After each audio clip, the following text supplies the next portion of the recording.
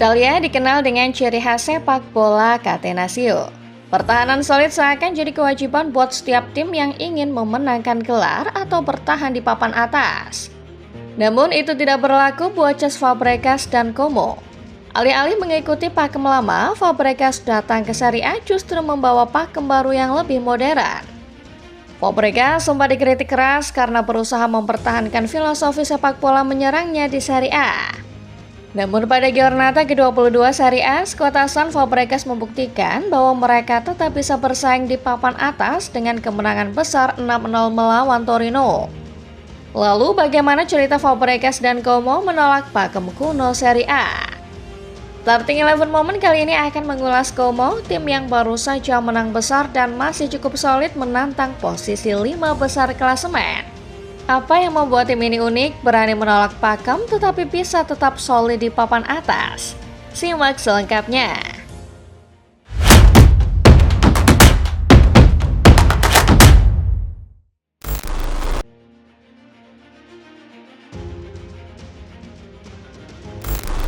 Setidaknya sepanjang 6 tahun terakhir, Como menjadi salah satu fenomena ajaib yang banyak diperbincangkan orang. Kisahnya tentu sudah sohor di berbagai media. Klub ini sempat ada di titik nadir, bangkrut berkali-kali dan harus turun kasta sampai divisi terendah Serie D. Namun pada 2019 tim ini bangkit dari kematian.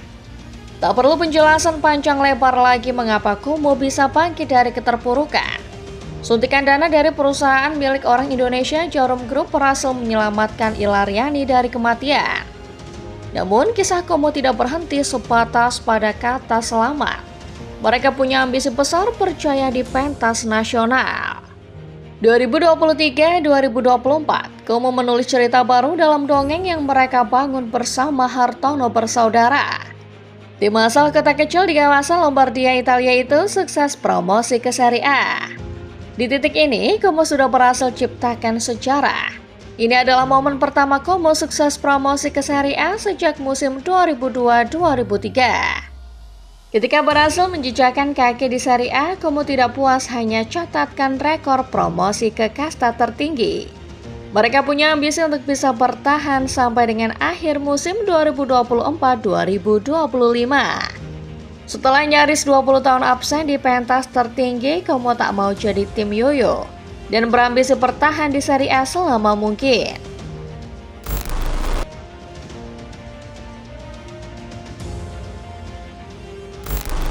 Baru semusim, Como menyatakan tekadnya untuk bertahan lama di kompetisi kasta tertinggi Serie A. Tim asal Lombardia itu langsung pasang target lebih tinggi. Kali ini Como tak mau hanya sekedar bertahan. Mereka memimpikan sesuatu yang lebih gila, yakni bisa bersaing di papan atas Serie A, sekaligus menantang tiket menuju kompetisi Eropa. Ambisi Como sempat terganjal oleh rumor-rumor kurang menyenangkan yang mengaitkan pelatih mereka Cesc Fabregas dengan klub-klub raksasa Italia. Fabregas ketika itu masuk radar sejumlah tim seperti Inter hingga Juventus. Namun beruntung, Fabregas memilih mengikat komitmennya bersama Como untuk menuntaskan misi bersama. Como membayar kepercayaan Fabregas dengan memberinya wewenang lebih menentukan arah pengembangan skuad. Sebagai bentuk keseriusan Como menantang Eropa, dana besar pun dikeluarkan untuk belanja pemain. Musim panas kemarin, Como menghabiskan 109,45 juta euro untuk belanja, terboros nomor 5 Serie A. Pengeluaran besar itu ternyata sejalan dengan performa yang ditampilkan Cesc Fabregas di atas lapangan. Como cuma mencatat satu kekalahan dalam 13 pertandingan awal Serie A 2025-2026. Catatan itu membuat Ilaryani langsung menyoda ke posisi 6 besar, bersaing dengan para raksasa seperti Napoli, Inter, Roma, serta Milan.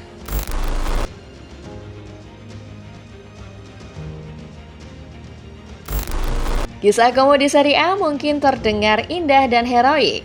Namun jalan yang dilalui Cesc Fabregas sendiri tidak selamanya mulus.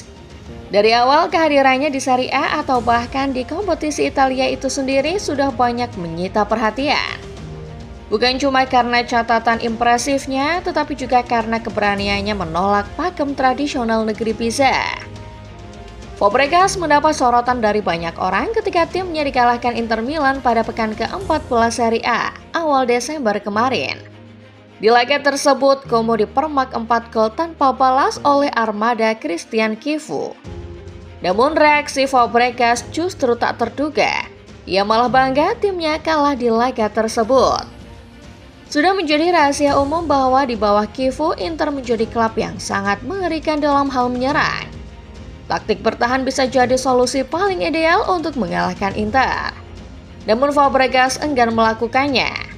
Saya lebih baik kalah daripada harus main bertahan, katanya ketika itu.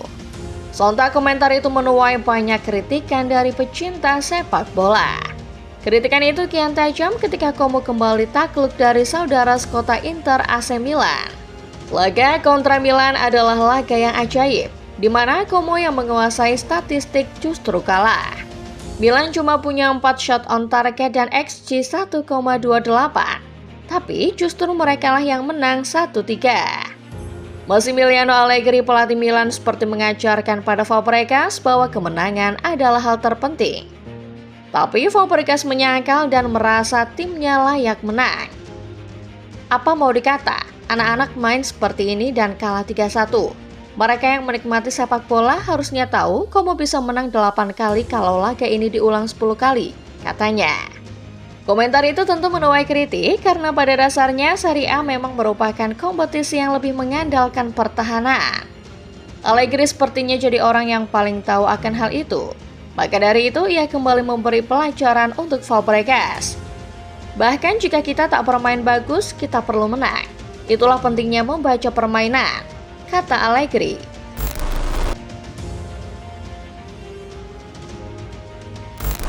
Memang ucapan bahwa pertahanan akan membawa gelar adalah ucapan yang tidak salah.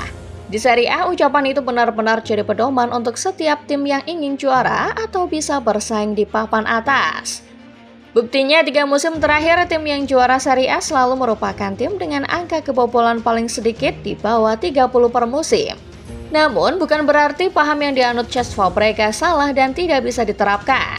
Buktinya pasca komentar kontroversialnya di laga melawan Inter dan AC Milan, Fabregas tetap berhasil menjaga tren positif anak asuhnya. Pada pekan ke-22, Como melanjutkan catatan impresif dengan membabat Torino 6 gol tanpa balas. Sekedar catatan, sebelumnya Como juga berhasil menaklukkan Lazio dengan skor telak 0-3 di Stadio Olimpico. Kemenangan atas Torino membuat Fabregas baru mendapat 1 kekalahan dalam 7 laga terakhir. Hasil tersebut membuat Como bertengger di urutan ke-5 klasemen sementara.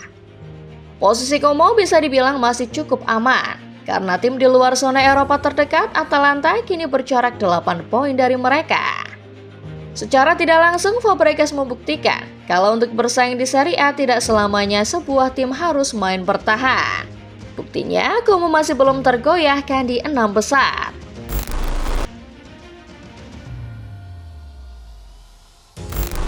Dari awal kedatangan Hartono bersaudara yang menyuntikkan modal untuk membangkitkan kembali Como, tim ini memang punya ambisi besar. Seperti kata orang bijak, kesuksesan tidak akan bisa diraih apabila terus berkutat di zona nyaman. Como dari awal tampaknya berusaha mempraktikkan kalimat itu di kompetisi Italia. Ketika menunjuk Cesc Fabregas misalnya, banyak mata menyorot Como karena pada waktu naik jabatan sebagai pelatih, Fabregas belum mengantongi lisensi kepelatihan. Sorotan masih berlanjut setelahnya. Banyak pihak menyorot Como karena komposisi skuad mereka yang banyak dihuni pemain asing. Como adalah klub Italia, dan sebagai klub Italia banyak orang merasa klub ini harusnya mewakili orang-orang Italia. Namun menurut data Transfermarkt, Como justru jadi tim yang paling banyak menggunakan pemain asing. Bahkan musim ini Fabregas tercatat sama sekali tak pernah memakai pemain Italia. Skuad Como sendiri didominasi nama-nama dari negara-negara lain termasuk Spanyol, Argentina, dan Prancis. Fabregas kembali disorot karena gaya main timnya yang beda dari tim Italia kebanyakan. Como tidak terlalu peduli dengan pertahanan. Bagi Fabregas, sepak bola adalah soal menyerang, dan menang. Fabregas bahkan sempat dicap sebagai ex Postecoglou Spanyol. Ini mengacu gaya main sang pelatih yang dinilai terlampau ekstrim terhadap pakem menyerang. Mungkin kalau strategi parkir bus atau bertahan total adalah haram ball, taktik Fabregas ini adalah halal ballnya. Apapun itu, kehadiran Cesc Fabregas dan kemuasaannya tak bisa dipungkiri telah memberi warna baru dalam sepak bola Italia. Meski belum sampai pada level juara, Como telah memperlihatkan bahwa menjadi berbeda itu tidak selamanya salah. Perbedaan bahkan bisa ciptakan sejarah, meski kadang perbedaan itu dianggap aneh oleh lingkungan sekitar. Jadi kalau menurut kalian sendiri, gimana football lovers? Apakah Fabregas masih cocok menjadi pelatih Serie A dengan pakem menyerangnya? Atau Fabregas lebih baik pindah ke kompetisi lain yang lebih sesuai pakemnya? Atau Fabregas harusnya beradaptasi dengan kultur Italia yang lebih menekankan sepak bola bertahan? Tulis di kolom komentar ya! Like videonya kalau kalian suka, subscribe channel Starting 11 Moment dan jangan lupa nyalakan notifikasinya supaya kalian gak ketinggalan setiap update serta bahasan-bahasan menarik seputar sepak bola lainnya. Terima kasih dan sampai jumpa.